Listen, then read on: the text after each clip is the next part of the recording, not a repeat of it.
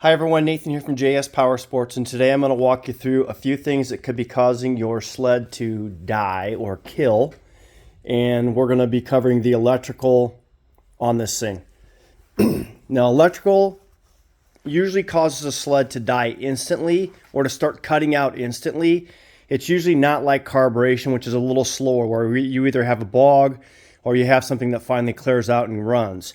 So this is going to be just for the electrical. So the first thing that you're going to do is, if your sled will at least start and run, check to see if the tail light is okay. If it's not, it could be grounding out. Anything in this circuit, a lot of sleds run on AC current, and anything in the circuit that grounds it out can cause a sled to die. So we're going to cover all that. There are some other sleds that will convert AC to DC and run a little bit differently, but let's just cover what we can, so you have an idea of where to go and look. Anyways, you can always pull the two screws out here, check the bulb, make sure it's okay, check to make sure nothing's been messed up inside there. A lot of these are race sleds that came off the track. They've been banged around a lot, hit by other sleds, etc. And so anything's a possibility. Underneath the seat, on most models, or at least the newer models, there is going to be, it's what's going to look like another hand warmer in there, and that's to burn off excess AC current so that your voltage regulator does not have to do so much work. It's very rare, but there is a slim possibility with a bigger tank and so on, or an accident or anything else, a stud that came through, whatever, that you could have that heating element grounded out. Now, also up on the handlebars, you got heating elements in here. If you roll a sled over and chunk up the grip a little bit like this, it goes up a little higher where it gets into the heater element and it's grounding on the bars, that can cause a problem. Another one that we see is actually the headlight switch. The solder dots inside this switch can actually basically break off or melt off, and once they hit the bars here, that will cause that to ground out as well. Now, a lot of this stuff you can just simply unplug. So if you think you have an issue, you think it might be up in the steering, maybe the sled's been recently rolled or something, just start unplugging everything up here. Now, if you unplug your kill switch and you start your sled, you're going to have to plug that back in order to kill the sled. But this will eliminate everything up on the handlebars that could be causing an issue. Now, another thing, these lanyards, these tethers, whatever you want to call it, over time, they can dry and crack right in this area here. Then they don't get quite a good as grip on here as they used to, and the center piece is not pressing in on this button. And therefore, if it's kind of just bouncing around right on the edge there, it'll cause your sled to die. Now, if you buy an aftermarket new switch and everything, a lot of the aftermarket ones, this inner circle right here is a much smaller ID and or much smaller dimension. And then this center rubber piece does not like to go down inside of that. So the key thing, you can lube this just a little bit, which is good for it all anyways. But just a little bit of lube on here, it'll slide on and off easier and so on, and it will push that button down. Now, if you think that this is stretched just enough or you're in a jam or something, you can take a little itty bitty screw and screw it right down in the middle of there, and the head of that screw will then push against here and help it push it in just a tad bit further.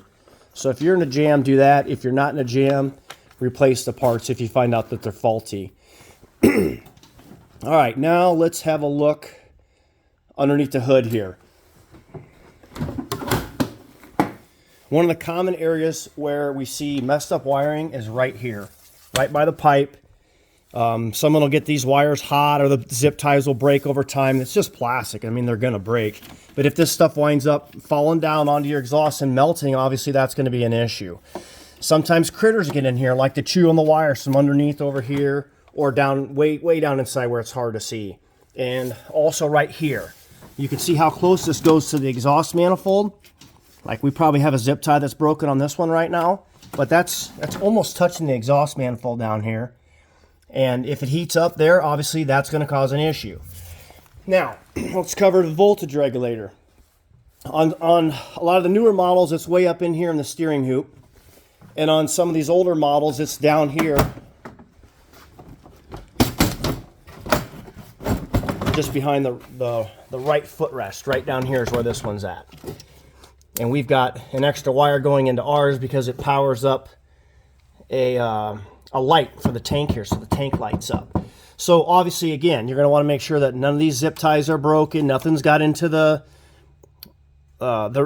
brake rotor here, and that's not an issue. Now, these do have a high failure rate, so don't feel bad if you got to replace one.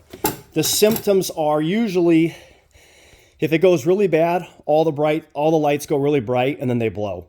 The second thing that we see a lot is you're cruising across the lake, you're giving a little more gas, and then the lights start to dim down, or they dim down and come back on, and dim down and come back on, and basically just replace it because they do have a high failure rate. Okay, let's see. Up in the headlight section here, you've got a lot of wiring that could be exposed. However, there's not that many grounds up there, and none of this plenum or anything is grounded, so that shouldn't be a big area where it could go bad. But obviously, if two wires crossed or melted, let's say you got some fancy LED lights off of Amazon or something, and they just totally melt and fry the wires because they're way too high a wattage or something else crazy is going on, then that could be a factor, and you would definitely want to check there.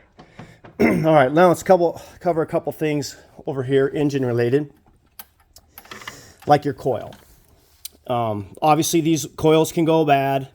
The wires can go bad. The caps can go bad. Sometimes you can untwist these out of the caps and cut off a little bit and then stick it, screw it back on and put them back on and so on.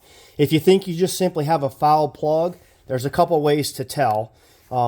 First off, if the engine starts and runs, you can run it for 30 seconds or so, and then come over here and you can fill the block here or clear over here and see which side's cold, because that's the side that's not firing. If it's really cold out, there's a lot of wind, or you just can't quite get the heat, you can very carefully come down here and tap on the Y pipe. Be careful though, because you can burn your fingers really bad. If you just barely tap on this Y pipe on both sides, you'll find the cold side, and that's the plug that you'll need to change, or find out if that part of the coil is not working. Okay, what else? If someone has an RR, there's a light attached to the sensor up here, then that's another thing that you may want to check. Your CDI is way down in there, and your wiring harness plug that comes out of the recoil housing and stuff for your stator is all way buried down in there too.